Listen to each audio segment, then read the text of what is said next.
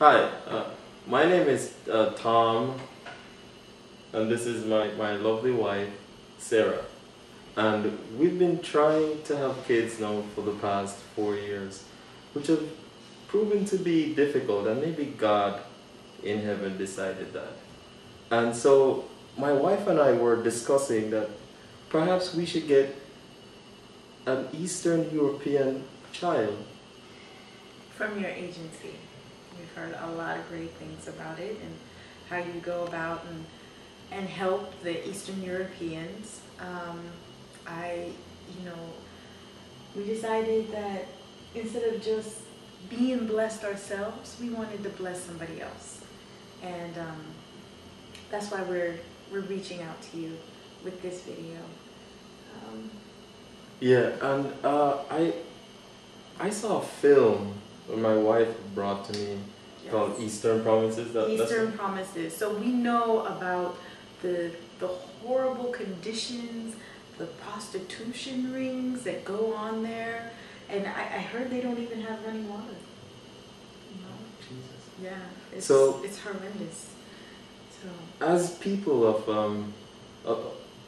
a more powerful nation, a wealthy and a good nation, I think it's in our best interest to take one of these white babies and sort of bring them and show them a good life. You know, as African Americans, we are sort of, you know, on the forefront of this sort of interracial, you know, ideology where we bring these kids in and you know, show them the way of the American way. and fighting for human rights is all we do, all the time. Also, another thing to add what Tom was saying, as an African American, we understand the plights. We understand human struggle. And this is why we understand the Eastern European struggle. So we continue, you know, we want to help the Eastern Europeans, and I feel like if we get an Eastern European baby, that we can instill it with the pride and a strength that our people have. Maybe it will go into their people also, and maybe he or she will go back to their community and help the prostitutes. And help the prostitutes, because that's very important. Because what we have come to realize is that somehow, whatever thing that has befallen these people on that side of the planet, somehow their young has suffered so much from, you know, people who want to take advantage of their situation. And so we'll take this child in and we'll give them, you know, all the benefits that, you know, for some of the great things that we've had in our country. The child will be given, you know, good education, good health care, all the things that will be missing. Running water, shoes, you know, good clean clothes. If you take a look at my illustrious library, we could, you know, teach the child, homeschool the child. I have a grand piano in the back.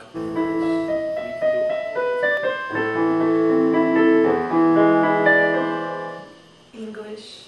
We could do all those great things that the country, you know, at this time cannot afford the child. And we're coming out of this, you know, as humble as we can be, you know, as a humble, you know, childless family. Yeah. And we just want to help as well as be blessed with this little baby who needs us and needs our hope to be instilled. I mean, I know what struggle is. I know what struggle is. Really, I do. My great-great-grandmother was whipped. Great-great-grandfather was whipped. It's gonna be so great.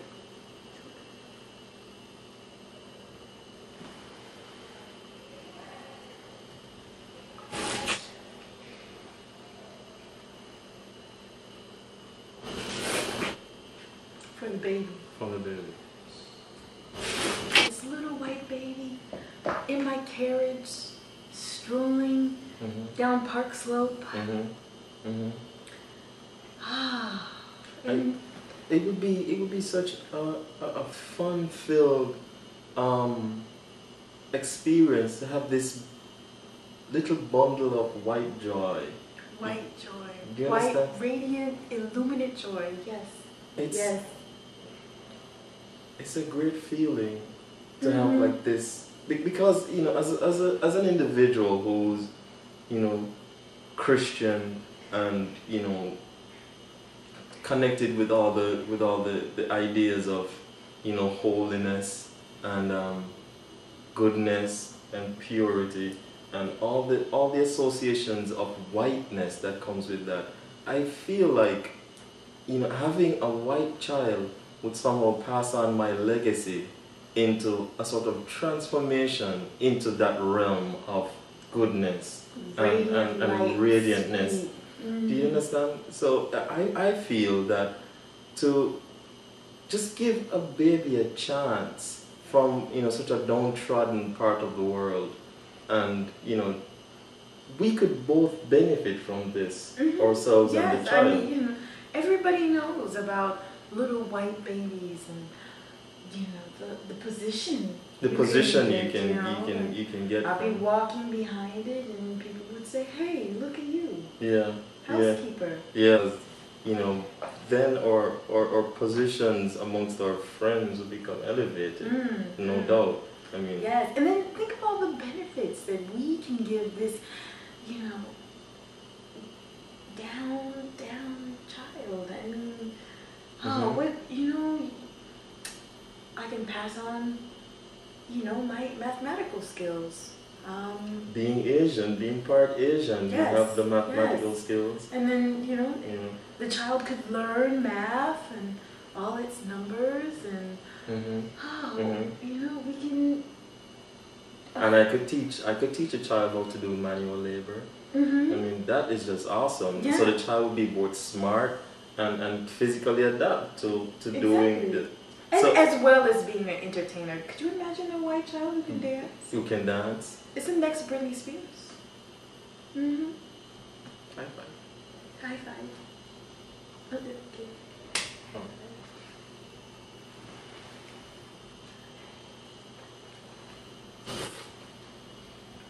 We can teach him Ebonics. I could teach him Ebonics. And that would be like his third language. Yeah, oh my gosh, third. A third language. Yes, because, you know, of course we would try our best to raise this white baby in its culture, you know, keep it culturally connected to its whiteness, you know, anal, you know, what is white culture? Well, firstly, I think musically, if you compare like music of our people and the more sophisticated kind of music from his people, I think he would be right at home if, you know, I can pass on some of my classical skills to this white baby. Your piano? My piano skills to this white baby. I could take him up to Carnegie Hall every now and again. Certain benefits that he would not have had, you know, given the state of his country. And plus, we have such great equipment. Your grand piano, right? It's awesome. It'd be so great. We'd be like raising a little Tchaikovsky. Yeah. So we could introduce him to, you know, and this is his roots really. But I mean, to have this white Eastern European child, you know, performing the illustrious works of his great masters, you know, his great predecessors like Tchaikovsky and Rachmaninoff and Belroy and all these illustrious composers who were really his people. You know. Yeah, connection to the culture, we would be a great home for this white baby. It's like we're offering this white baby food. You know, eat a watermelon, eat a watermelon, eat a watermelon, eat the watermelon, baby. Eat it. It's like eating a baby. We offer the baby food.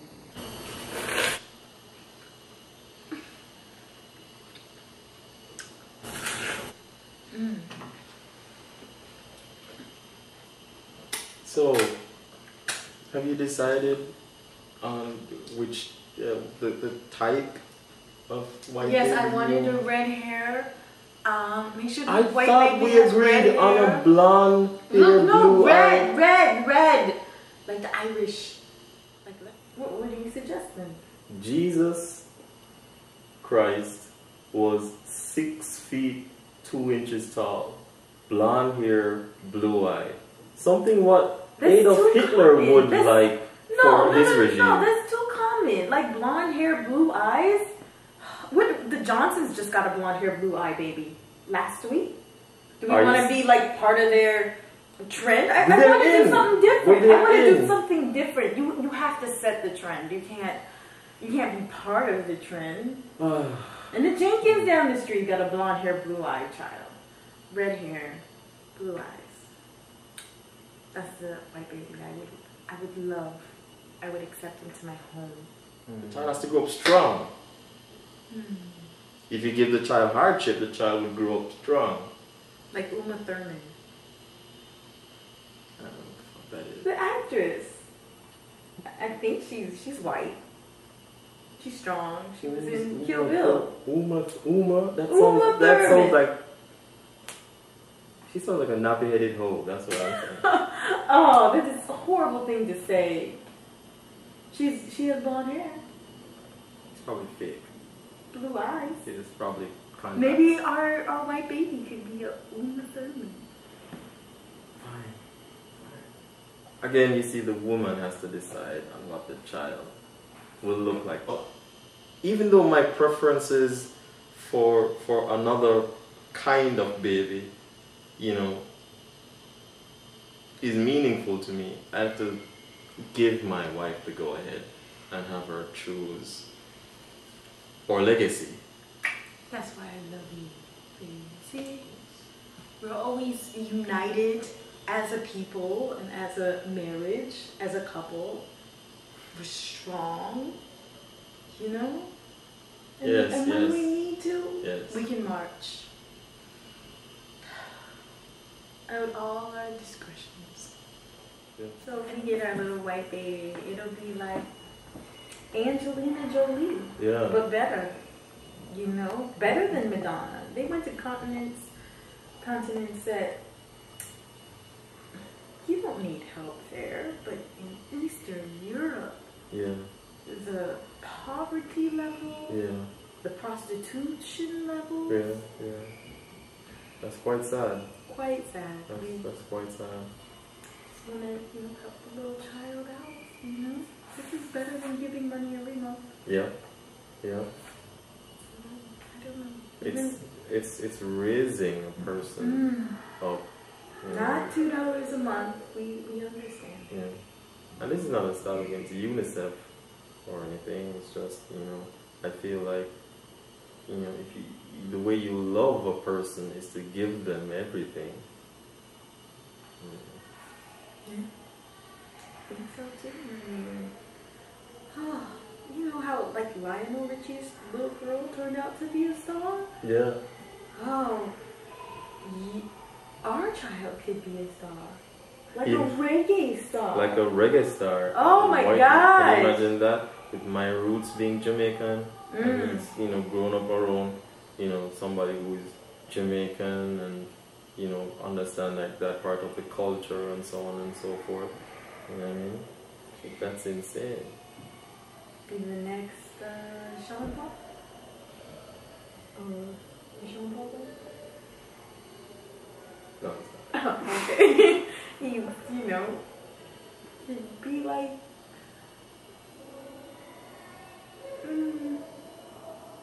nice. I'm thinking of Snow. Yes. That's a nice name.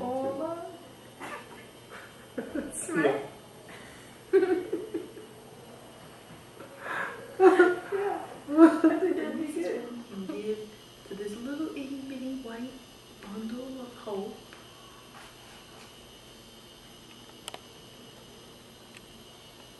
Yeah.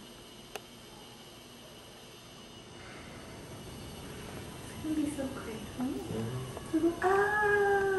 White screens in the darkness.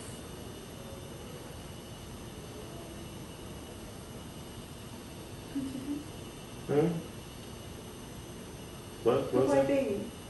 Oh, white baby. Yeah. Please.